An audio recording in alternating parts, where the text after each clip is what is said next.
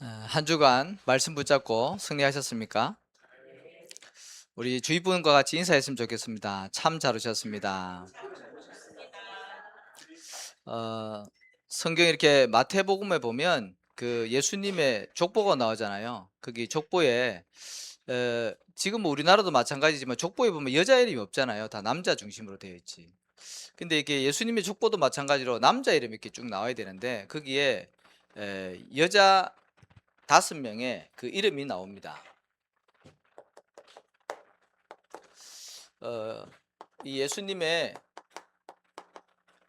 족보에 그때 당시만 해도 그 유대 사회가 그 여자를 갖다가 이렇게 뭐 무시하는 건 아니지만 그 어쨌든 하나님의 그 제도 속에서 뭐 지금으로 말해 약간 남존 여비 사상 같이 그래서 남자 중심의 이렇게 사회였잖아요. 그래서 여자하고 아이들은 그 사람 수를 셀 때 수에 포함시키지 않았다고 합니다. 그래서 남자 성인 수만 이렇게 세는 이제 그 정도로 어떻게 보면 여자의 위치가 이제 그런 상황이었고 뭐 일부 다처제에다가 자 그런 시대 속에서 여자가 이 예수님의 족보에 들어갔다. 어떻게 보면 굉장히 의미 있고 중요한 거 아니겠습니까? 그 이유가 있겠죠. 그 5명이 나오지 않습니까? 그 창세기에 보면 다말 그리고 오늘 우리 말씀을 나눌 라합 그리고 룻 그리고 바세바 마리아 이렇게 5명이 나오거든요. 그 인간적으로 보고 세상적으로 보면 좀 이상한 여자들이 많이 있어요.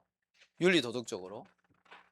아시다시피 다말 같은 경우는 그 자기 시아버지와 간음을 해서 아이를 낳잖아요. 그 언약의 대를 위해서 이제 그렇게 했지만 윤리 도덕적으로 보면 돌 맞아야 되는 거죠.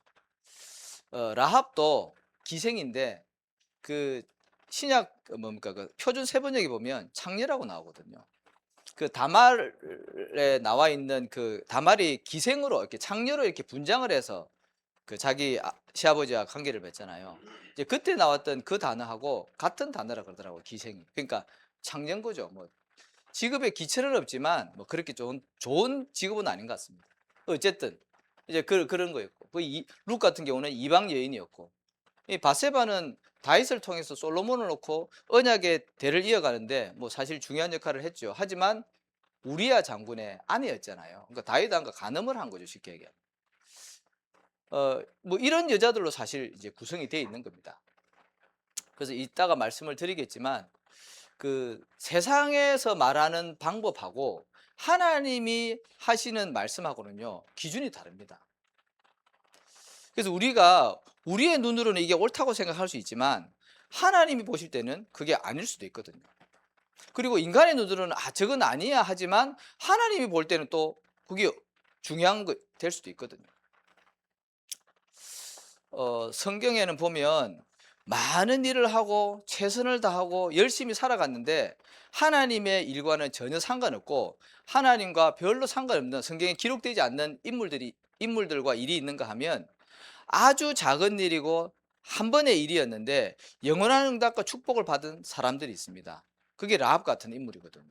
그래서 오늘 우리가 라합을 통해서 우리가 분명히 좀 생각하고 또 도전해야 될 부분들이 있습니다. 그거를 말씀을 통해서 확인하시기 바랍니다.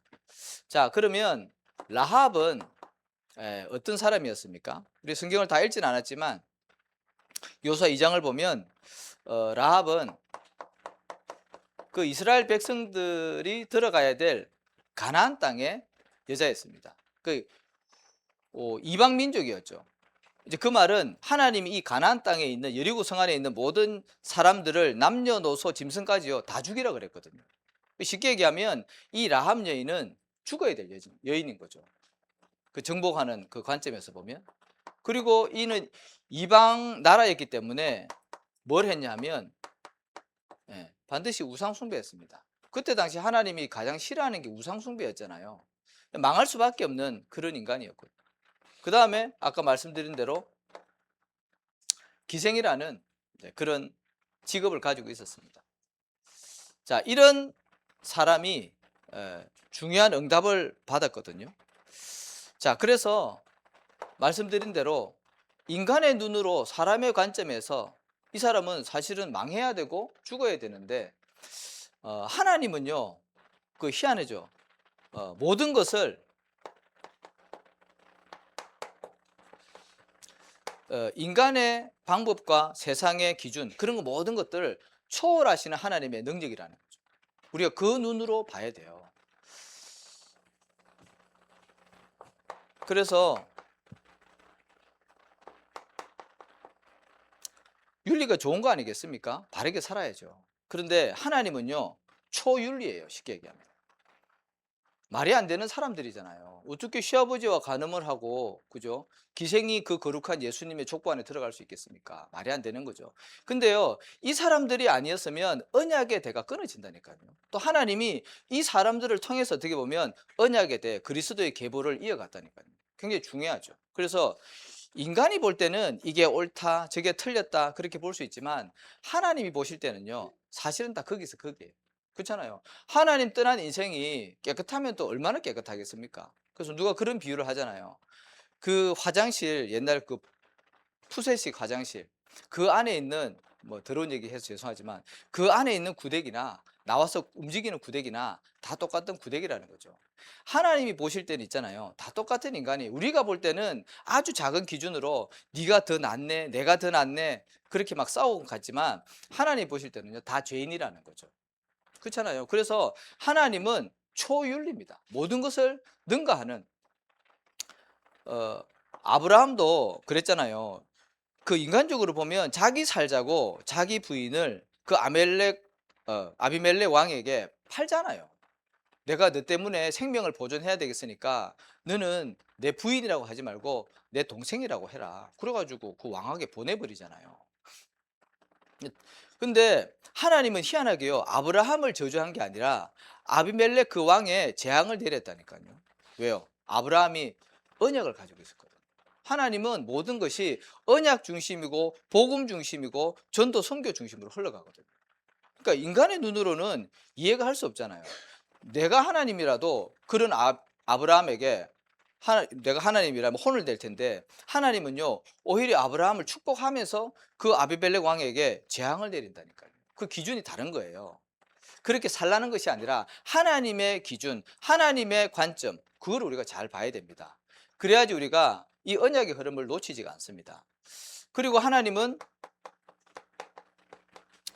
과학을 넘어서는 초과학의 능력을 가지고 있다는 거죠. 그 출애굽할 때 홍해를 갈랐잖아요. 그죠? 그거는 사람의 힘으로는 할 수 없는 거예요. 저는 옛날에 신앙이 없고 이제 불신자 때는 홍해의 기적 그러면, 왜 서해안에도 그런 거 있잖아요. 밀물과 썰물 차이 그것 때문에 묻이 살짝 드러나는 거. 저는 그렇게 생각했거든요.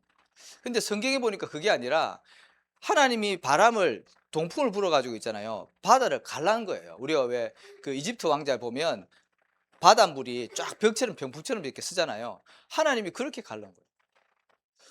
요단강 가를 때도 똑같아요. 언약궤를 맨 제사장이 요단강에 발을 담글 때에 물이 끊어지고 한쪽 벽에 물이 쌓였다 그랬어요. 그 신기하죠. 그 과학적으로는 도무지 이해가 안 되는 거예요. 우리가 다음에 보겠지만 여호수아가 전쟁을 할 때 해와 달을 멈추는 그런 기도를 하잖아요. 그런데 실제적으로 해와 달이 멈췄잖아요. 예수님이 뭐 물 위로 걷는다는, 그리고 그 뭡니까, 다니엘과 세 친구가 우상 앞에 절을 안 해가지고 엄청나게 뜨거운 그 풀무불에 집어 넣게 되잖아요. 이제 그때도 죽어야 되는데 어떻게 됩니까? 세 친구가 들어갔는데 네 명이 돌아다녀요. 그래서 나오라 그랬더니 나왔는데 틀 하나 거슬리지 않았어요. 그게 이해가 안 되는 거거든요, 과학적으로는. 그러니까 하나님은 과학을 넘어서는 초과학이다. 자, 그리고 또 하나님은 우리의 지식과 지혜를 넘어서는 초지식인 거죠. 하나님은요, 우리의 생각과 지혜라 이해가 안 된다니까요. 그렇잖아요. 우리는 IQ 200도 안 되잖아요. 그런데 하나님의 지혜와 지식은요, 무한대라니까요. 어떻게 이 작은 머리로 하나님을 우리가 이해할 수 있겠습니까? 그래서 하나님을 이해하는 것이 아니라 믿는 거예요. 그렇잖아요. 머리로 뭐 하나님 이해하려고 한들, 예를 들어서 삼위일체 하나님, 이게 이해가 됩니까? 안 돼요. 그래서 우리에게 뭐가 필요하냐면 믿음이 필요한 거예요, 사실은. 그죠? 믿음이 필요한 거예요. 자, 그래서 오늘 라합을 통해서 우리가 좀 세 가지를 좀 확인을 해야 되겠습니다. 첫 번째로 라합이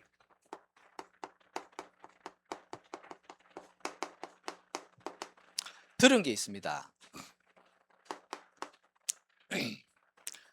아무래도 뭐 일이 이제 기생이다 보니까 많은 남자들을 상대할 거 아니겠습니까? 또 뭐 그리고 이제 워낙 이 이스라엘 백성들이 출애굽할 때 큰 사건이 있었으니까 그 근동 지역에 다 소문이 났겠죠. 그러니까 이게 홍해를 갈라서 나왔고 그 아모리의 두 왕 시온과 옥을 전멸시킨 그 사건이 이제 이 라합에게 들려진 거예요. 들려졌는데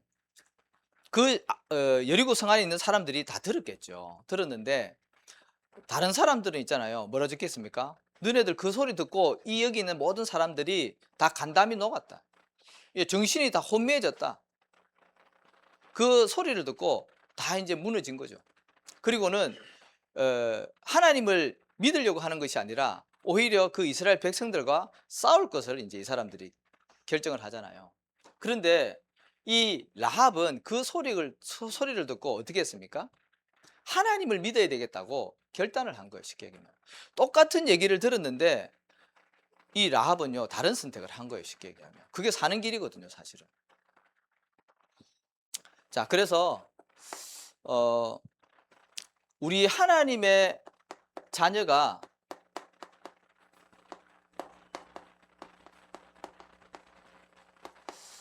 반드시 들어야 될 게 있습니다.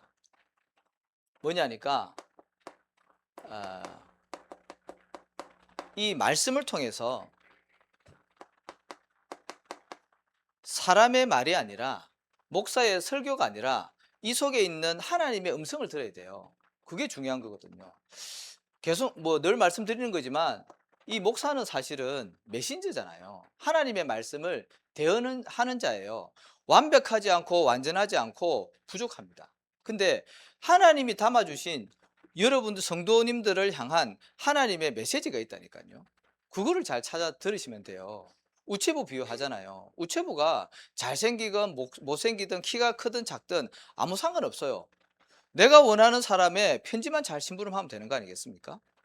그렇듯이 하나님의 음성이 있다니까요. 메시지를 통해서. 그거를 찾아내셔야 돼요. 그러면 그 사람은요. 누구를 만나든지 어떤 일을 당하든지 실패하지 않는다니까요. 왜? 하나님과의 관계가 정리가 된 사람이에요.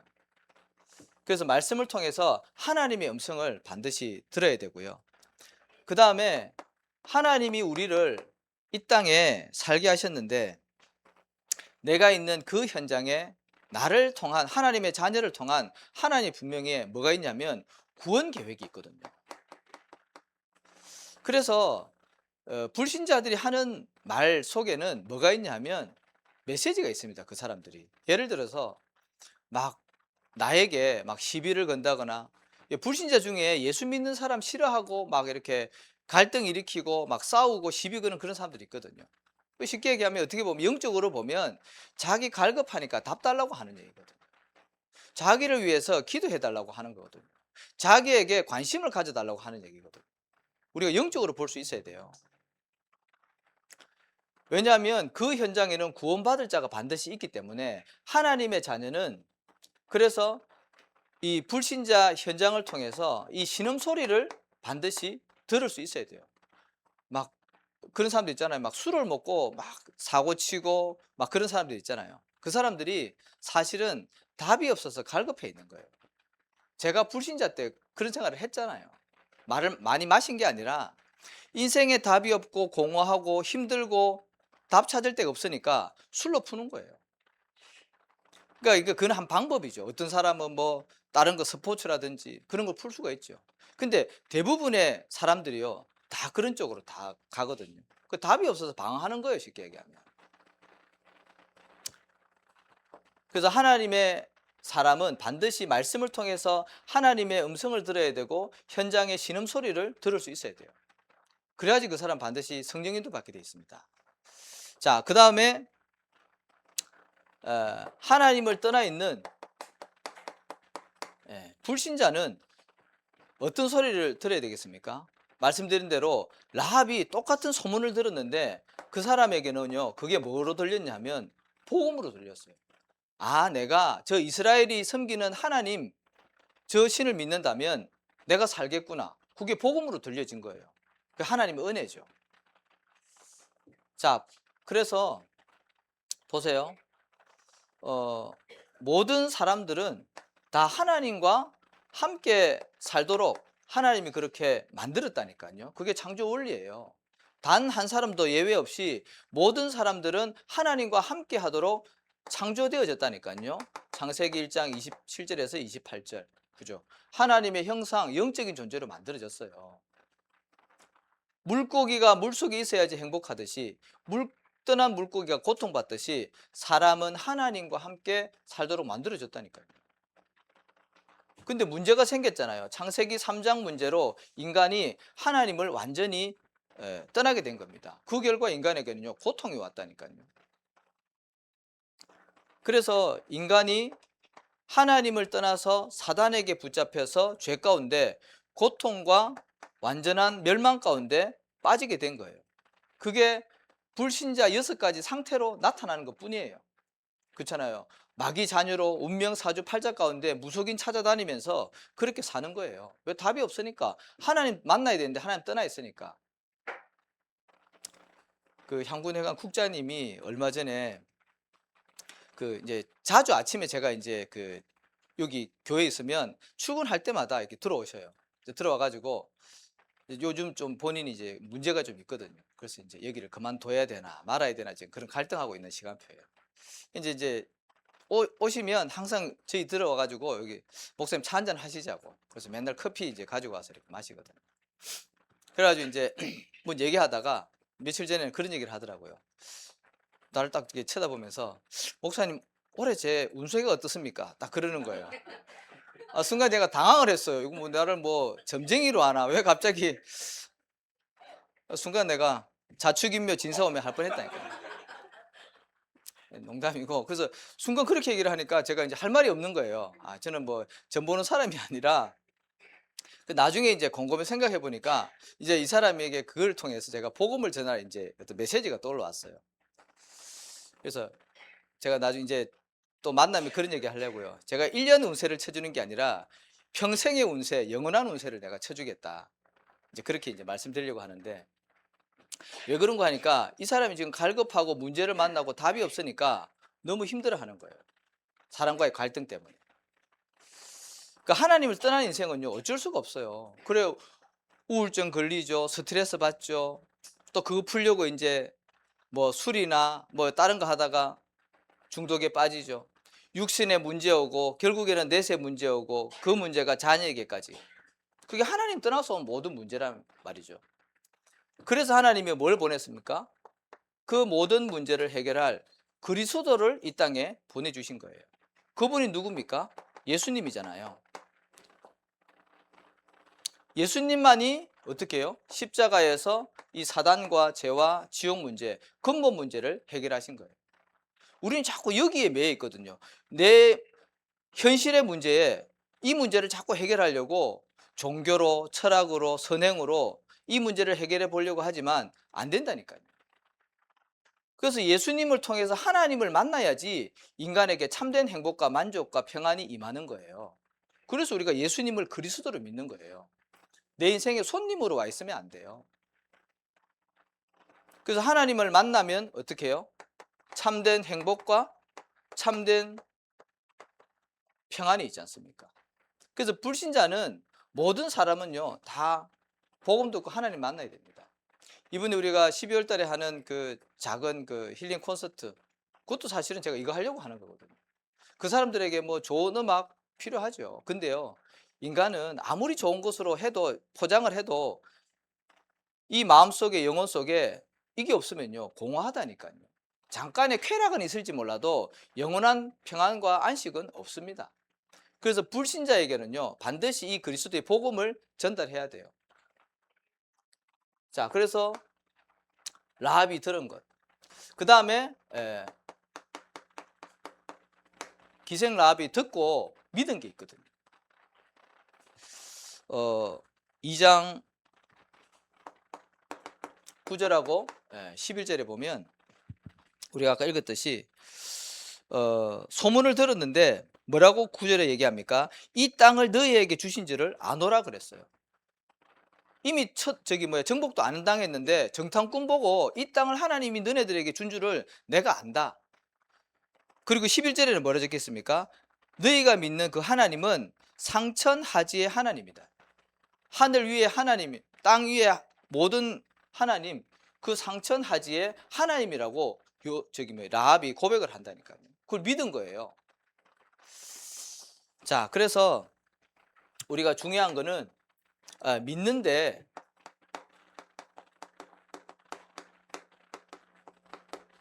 그 이유 있는 믿음이어야 됩니다. 그렇죠?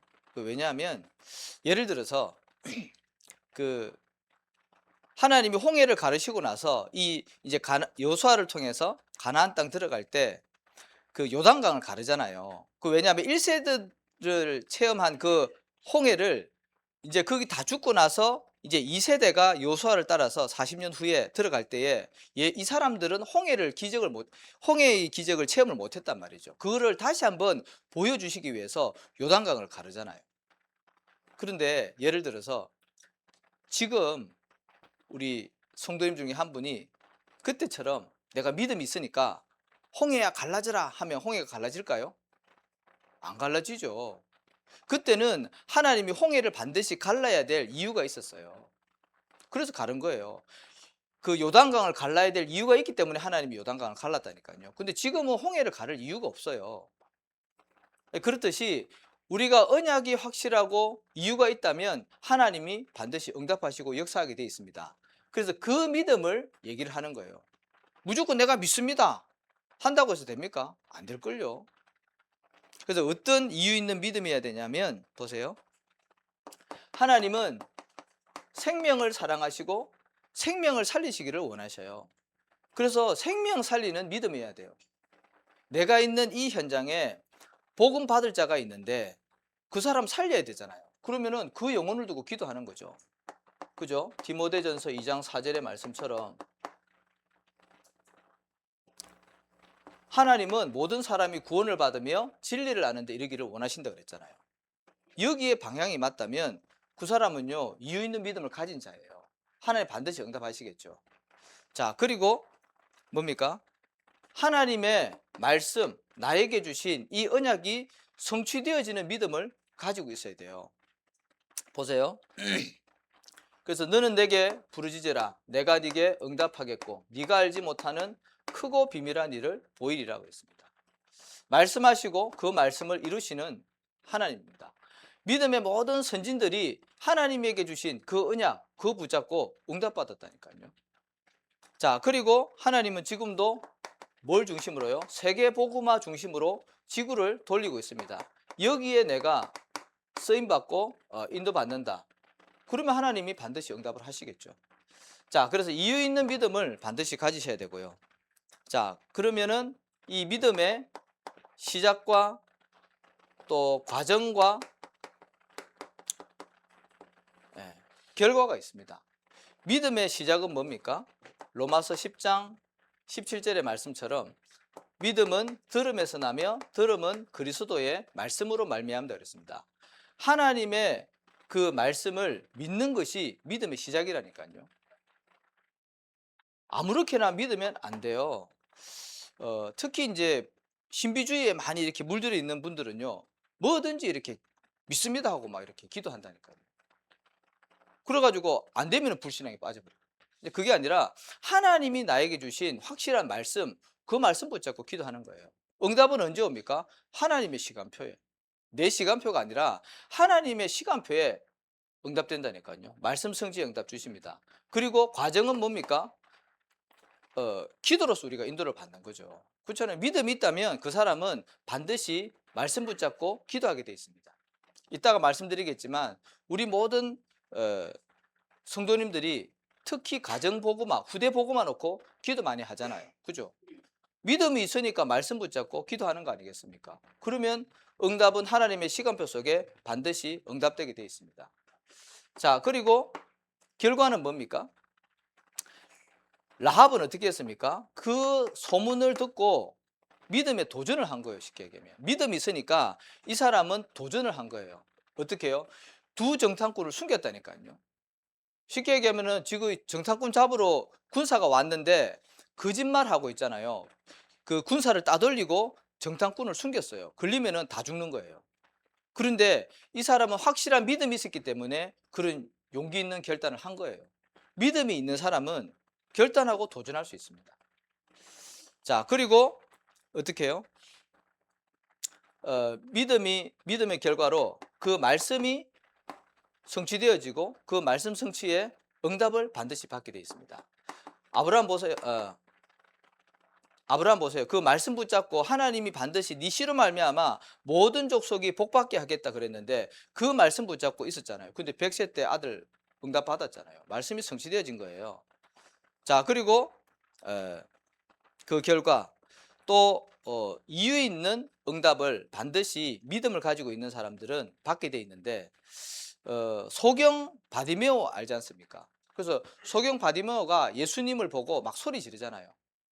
다윗의 자손 예수여 나를 구원하소서, 나를 긍휼히 여기소서. 그때 예수님이 멈춰서서 바디메오에게 말했습니다. 네가 무엇 해주길, 내가 뭐 해주기 원하냐? 내가 보기를 원하나이다. 네 믿음이 너를 구원하였다 그랬어요. 네 믿음대로 될지어다 그랬다니까요. 왜냐하면 바디메오가 예수님이 누군지 알았거든. 예수님이 하나님의 아들이고 약속하신 그 그리스도고 모든 것을 하실 수 있고 자기 눈을 뜨게 해줄 수 있는 능력이 있다는 것을 확실히 알았어요. 그러니까 기도해서 응답받았죠. 자, 마지막 세 번째로 이 라합이 받은 것이 있습니다. 우리가 받을 내용이죠. 뭐냐 하니까 첫 번째로 개인적으로 보면 영원한 생명을 받았습니다. 그렇잖아요. 마태복음에 기록되어 있고 히브리서에 기록되어 있어요. 그 말은 구원받았다는 얘기죠. 개인적으로 최고의 응답 아니겠습니까? 영원한 생명을 받은 겁니다. 그 다음에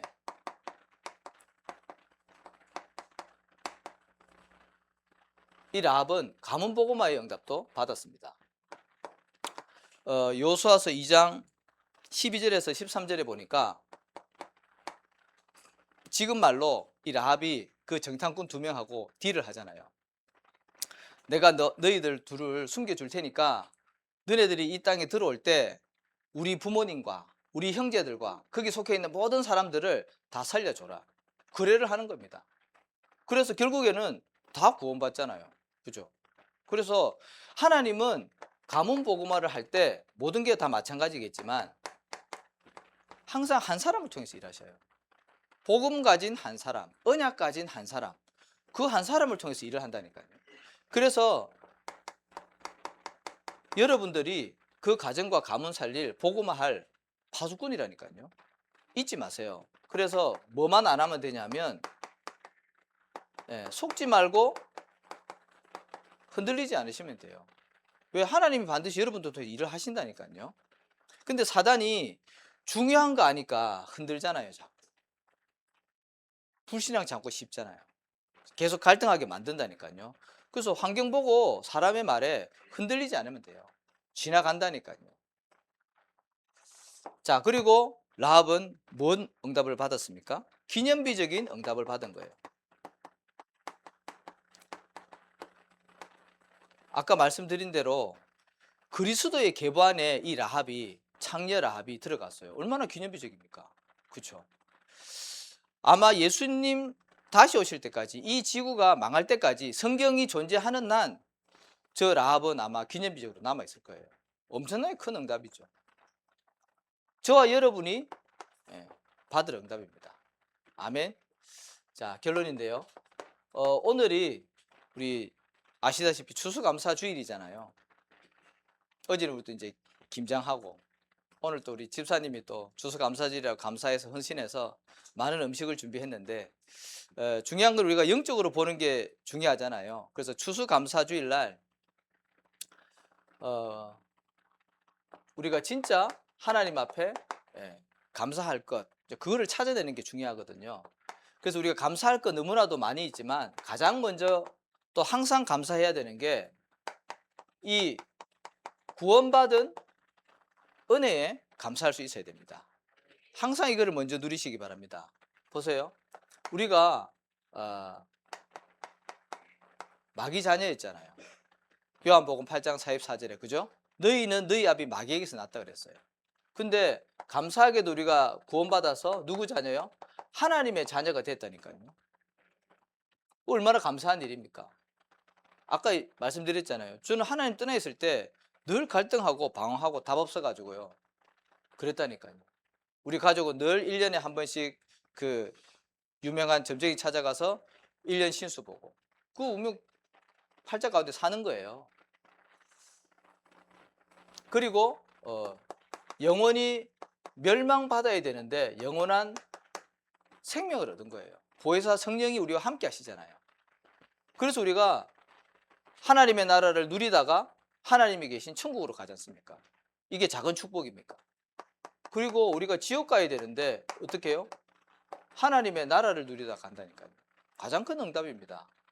그래서 이게 진짜 믿어져야 되는 거죠.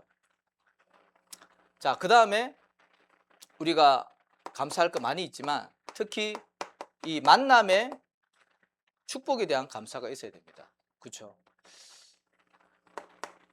노사연이 그랬습니까? 우리의 만남은 우연이 아니라고. 그죠? 하나님의 절대 계획 속에 저와 여러분이 만나진 거예요. 뭐 때문에요? 복음 하나 때문에. 너무나도 다양한 사람들이 모였는데 이 사람들은요, 뭐 때문에? 복음 때문에 모인 거예요. 그 말은 구원받았다는 얘기죠. 그래서 뭐 하라고요? 함께 세계복음을 하라고, 함께 지역과 민족과 세계 살리라고 전도 선교 공동체로 불러 모으신 거예요. 그래서 복음 공동체, 전도 공동체, 교회를 세워나가는 교회 공동체, 만남의 축복이죠. 자, 그 다음에 마지막으로 우리가 감사해야 될 게 범사에, 모든 것에 감사하시기 바랍니다. 왜냐하면 우리의 인생을 하나님이 인도하시잖아요. 그 말은 있다가 없는 것이 아니라 항상 우리와 함께 하신다니까요. 모든 것 속에 하나님이 함께 하셔요. 그러면 우리가 일어나는 모든 일, 문제, 사건 하나님이 허락하신 거 아닙니까? 하나님의 선하시고 좋은 완벽한 계획을 두고 우리를 인도하시는 거 아니겠습니까? 그러면 우리가 감사해야죠. 그래서 데살로니가전서 5장 16절에서 18절 뭐라 했습니까? 항상 기뻐하라, 쉬지 말고 기도하라, 범사에 감사하라. 이것이 그리스도 예수 안에서 너희를 향하신 하나님의 뜻이다 그랬습니다. 모든 것이 합력해서 선을 이루는 하나님의 그 계획 속에 있음을 놓치지 마시기 바랍니다. 그래서 우리가 항상 감사해야 되겠지만 특히 오늘 이제 추수감사 주일을 통해서 우리가 광고했듯이 중심의 감사, 입술의 감사, 큰 감사하시기를 바랍니다. 한 주간도 언약 붙잡고 승리하시기를 예수 이름으로 축복합니다. 하나님 아버지 감사합니다. 오늘 받은 말씀처럼 라합이 받았던 그 기념비적이고 유일한 응답을 저희들도 동일하게 받을 수 있도록 저희들에게 믿음을 다하시고 말씀 붙잡고 응답받게 하시며 한 주간도 언약의 여정을 걸어가게 하여 주옵소서. 예수 그리스도 이름으로 기도합니다. 우리 한 1분만 말씀을 이렇게 조용히 묵상하는 시간, 또 정리하는 시간을 갖도록 하겠습니다.